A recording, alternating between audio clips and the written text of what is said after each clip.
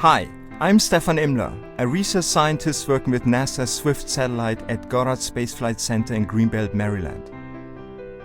This is M31, the nearest large spiral galaxy to our own.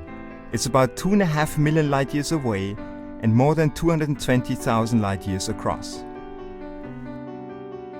This is how we're used to seeing it, in the visible light captured by ground-based telescopes. But visible light never tells the whole story. So between May and July 2008, Swift's Ultraviolet Optical Telescope captured 330 images of M31 and 3 ultraviolet wavelengths. The total exposure time? 24 hours. We combine these images into this mosaic. It's the most detailed view of M31 in the ultraviolet to date. The first thing you notice is the striking difference between the galaxy's central bulge and its spiral arms. The bulge is smoother and redder because it's full of older and cooler stars. Very few new stars form here, because most of the materials needed to make them have been depleted. In contrast, M31's spiral arms sparkle with dense clusters of hot young blue stars.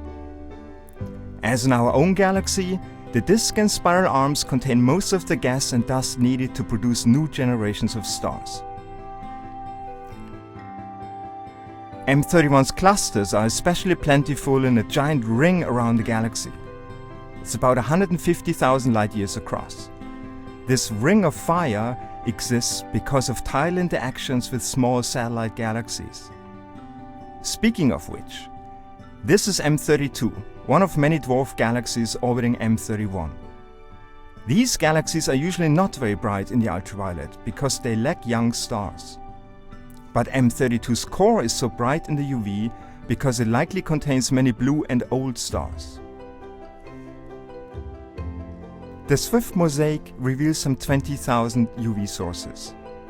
It's important to study star formation processes in nearby galaxies so we can understand what we're seeing in distant galaxies.